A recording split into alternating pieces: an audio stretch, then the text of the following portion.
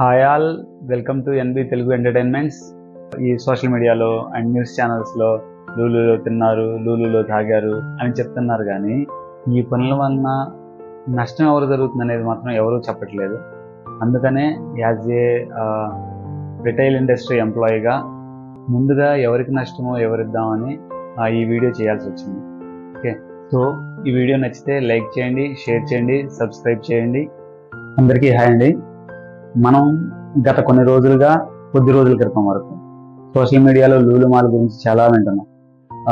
ఒకటి లూలు మాల్ లూటీ అని, లూలు మాల్ వలన ట్రాఫిక్ జామ్ అని, kilometres of the roads traffic jam అయిపోయాయని, అండ్ 5 minutes 10 minutes రీచ్ అయ్యే డెస్టినేషన్ కూడా 1 hour 2 hours అలా పట్టిందని, ఇలా చాలా విన్నాం.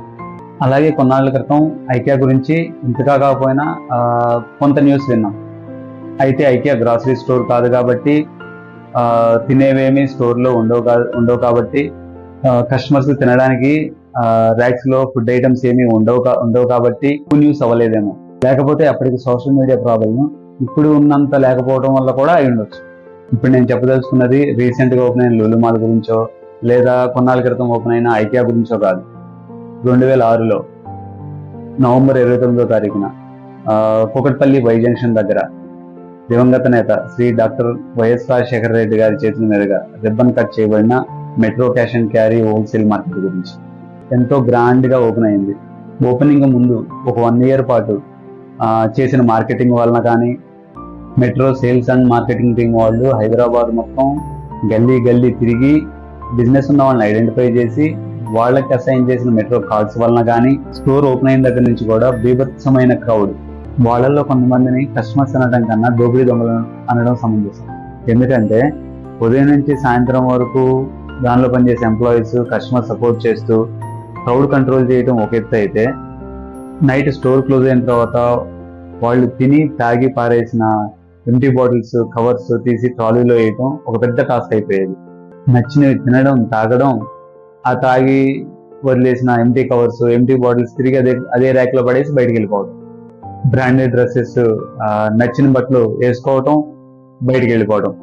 బ్రాండెడ్ షూస్, శాండల్స్ వేసుకోవడం, ఆ పాతవన్నీ అక్కడే వదిలేసి బయటికి వెళ్ళిపోవడం. వాటికి సెక్యూరిటీ ట్యాగ్స్ ఉన్నా కానీ సెక్యూరిటీ కంట్రోల్ చేయలేనంత క్రౌడ్ ఉండటం వలన సెక్యూరిటీ కూడా చేతులెత్తేశారు. స్టోర్ క్లోజ్ అయిపోయిన తర్వాత కస్టమర్స్ బయటికి వెళ్ళిపోయిన తర్వాత ఫ్లోర్ చూస్తే ఎంత బీభత్సంగా భయంకరంగా ఉండేదంటే, గుట్లుగా పాత చెప్పులు, పాత బట్టలు, ర్యాక్స్ నిండా, ర్యాక్స్ వెనకాల, ర్యాక్స్ మధ్యలో తిని తాగి పారేసిన ఎంటీ బాటిల్స్, ఎంటీ కవర్స్, వాటన్నిటినీ తీసి ట్రాలీస్ లో నింపితే రోజుకి 10 నుంచి 20 ట్రాలీస్ అవేవి. ఇదంతా చూస్తుంటే అనిపించేది, అసలు మనం సభ్యతా సంస్కారం ఉన్న మనుషులమేనా లేక విచక్షణ జ్ఞానం లేని జంతువులమా అనిపించేది. పైగా మెట్రోకి వచ్చే వాళ్ళందరూ కూడా వ్యాపారస్తులే. ఆ వ్యాపారం చిన్నదా పెద్దదా అనే తర్వాత సంగతి. బట్ కార్డ్స్ ఇచ్చింది మెట్రో వాళ్ళు ఐడెంటిఫై చేసి అంత బిజినెస్ ఉన్న వాళ్ళకే మెట్రో కార్డ్స్ ఇచ్చారు, బిజినెస్ ఉన్న వాళ్ళకే అలౌడ్ ఉండేది.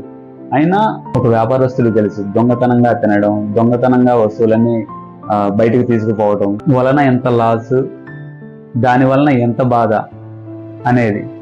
అలాంటిది ఆ వ్యాపారస్తులే మెట్రోలు ఇలా చేయడం అంటే మాకు పిచ్చెక్కిపోయేది, ఏం అర్థమయ్యేది కాదు. ఆ లాస్ వలన ఆ స్టోర్కి ఎలా ఇంపాక్ట్ అవుద్ది, ఆ ఇంపాక్ట్ ఎంప్లాయీస్ మీద ఎలా చూపిస్తుంది అనేది ఒక కోణం.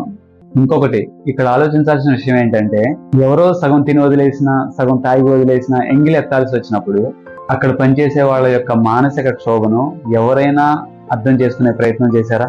17 సంవత్సరాల క్రితం మెట్రోలో జరిగిన, 2023లో లూలులో జరిగిన తిని పారేసిన ఎంగిల్ని ఎత్తి శుభ్రం చేయాల్సిన పని అందులో పనిచేసే నీలాంటి నాలాంటి మనుషులే.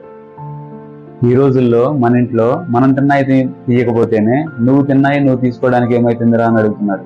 అలాంటిది నువ్వు సగం తిని పారేసింది ఎవరో ఎత్తి శుభ్రం చేయాలంటే వాళ్ళు ఎంత మానసిక క్షోభ అనుభవించుంటారో అర్థం చేసుకోండి. ఓకే, ఇదంతా కాయినికి ఒకవైపు అయితే, కాయినికి మరోవైపు హృదయాలను పిండేసే బాధాకరమైన జీవితాలు ఉన్నాయి. మనం టైంపాస్కి లూలు మాల్, మెట్రో లాంటి స్టోర్స్కి వెళ్ళి అక్కడ చేసే ఇలాంటి స్టోర్ నష్టపోయే పనుల వలన అక్కడ పనిచేసే వాళ్ళ జీవితాలు ఎలా చిన్నభిన్నమైపోతాయో తెలుసా? అసలు ఇలాంటి రిటైల్ స్టోర్స్లో పనిచేసే గ్రౌండ్ లెవెల్ స్టాఫ్ యొక్క డే ఎంత హార్డ్గా గడుస్తుందో మీకు తెలియదు. నేను ఇంతకుముందు పనిచేసిన కంపెనీలో నా దగ్గర పనిచేసిన ఒక 2-3 ఎంప్లాయీస్ యొక్క లైఫ్ స్ట్రగుల్స్, వాళ్ళు ఇంట్లో ఎంత ఇబ్బంది ఉంటే కానీ ఈ జాబ్కి వచ్చి పనిచేస్తున్నారు. అలాంటివి నేను ఒక 2-3 ఎగ్జాంపుల్స్ చెప్తాను నెక్స్ట్ వీడియోలో, తప్పకుండా చూడండి. యాక్చువల్గా నేను ఒక ఎంటర్టైన్మెంట్ ఛానల్ స్టార్ట్ చేద్దామని అనుకున్నాను. కానీ ఈ సోషల్ మీడియాలో అండ్ న్యూస్ ఛానల్స్లో లూలులో తిన్నారు, లూలులో తాగారు అని చెప్తున్నారు, కానీ ఈ పనుల వలన నష్టం ఎవరు జరుగుతుంది అనేది మాత్రం ఎవరూ చెప్పట్లేదు. అందుకనే యాజ్ ఏ రిటైల్ ఇండస్ట్రీ ఎంప్లాయీగా ముందుగా ఎవరికి నష్టమో ఎవరిద్దామని ఈ వీడియో చేయాల్సి వచ్చింది. ఓకే, సో ఈ వీడియో నచ్చితే లైక్ చేయండి, షేర్ చేయండి, సబ్స్క్రైబ్ చేయండి.